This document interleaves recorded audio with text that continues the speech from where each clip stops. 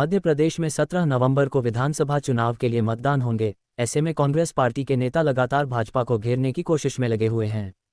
इसी कड़ी में कांग्रेस के राष्ट्रीय प्रवक्ता चरण सिंह सप्रा ने इंदौर के रीगल तिराहा स्थित निजी होटल में एक प्रेस वार्ता कर जहां उन्होंने महंगाई डायन का प्रतीकात्मक पुतला भी प्रदर्शित किया, तो वहीं चरण सिंह सप्रा ने बीजेपी पर निशाना साधते हुए कहा कि किसी समय में भाजपा ने ही महंगाई को डायन नाम दिया था और सर पर गैस की टंकी रखकर या प्रदर्शन करते थे, लेकिन आज महंगाई डायन भक्तों की बुआ बन गई है।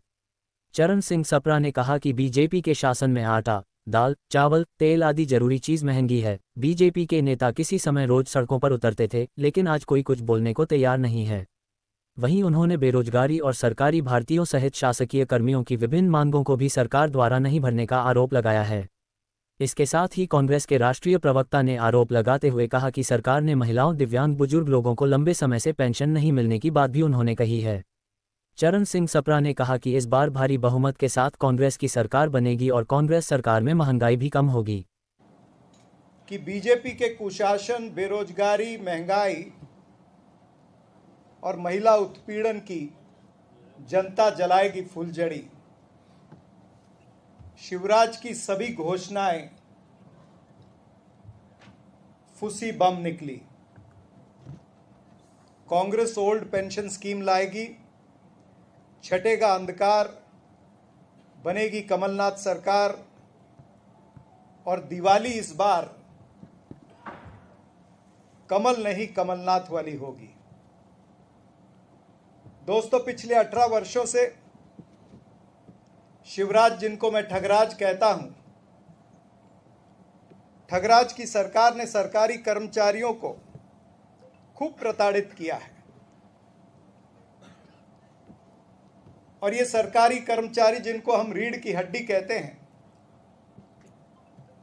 इस रीढ़ की हड्डी को मात्र शिवराज चौहान ही नहीं बल्कि देश के गृह मंत्री आदरणीय अमित शाह जी ने भी इनको बेइज्जत किया है, इनको धमकाने का प्रयास किया है। मुख्यमंत्री ने तो इनको पिट्ठू तक कहा है। सरकारी भर्तियों का अगर सिलसिला देखें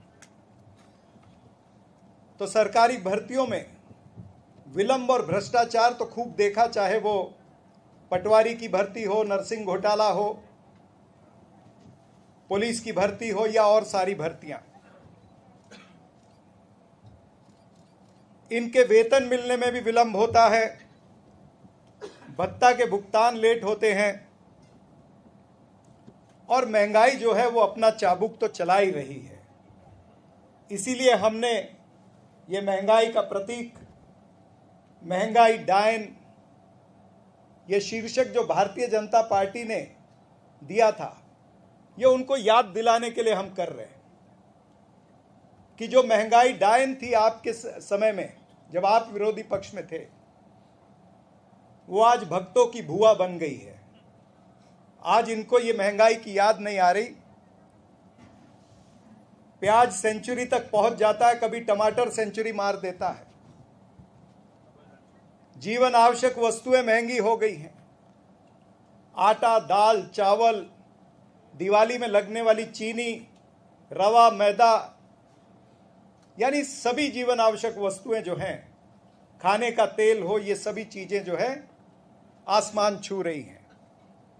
और भारतीय जनता पार्टी और उसके तमाम सारे नेता जो कभी महंगाई पर रोज सड़कों पर आते थे, सिलेंडर सर पर रख करके घूमते थे, वो आज छुपे छुपे घूम रहे हैं। और गली से लेकर के दिल्ली तक के नेता भारतीय जनता पार्टी के आज चुनाव प्रचार में भी सब जगह नजर आ रहे हैं, लेकिन महंगाई पर नहीं बोल रहे। 2023 से पहले इस सरकार ने वादा किया था कि शासकीय पद जो है वो हम भरेंगे, 1,12,724 पद, लेकिन ये तमाम सारी चीजें जुमला बनकर के रह गई। विनियमित कर्मचारियों की संख्या 48,000 है, इन्हें नियमित नहीं किया गया। आउटसोर्स कर्मचारी जो हैं वो 28,000 हैं। टोटल अधिकारी और कर्मचारी अगर मध्य प्रदेश की सरकार के देखेंगे तो 7,56,000 और 362 हैं। और ये तमाम सारे लोग कोई ना कोई कारण से नाखुश है। विनियमित कर्मचारियों को 7वां वेतनमान जो है उसका लाभ प्राप्त नहीं हो रहा है। वहीं अनुकंपा की नियुक्ति भी या अन्य सुविधाएं जो हैं उससे वंचित रखा जा रहा है।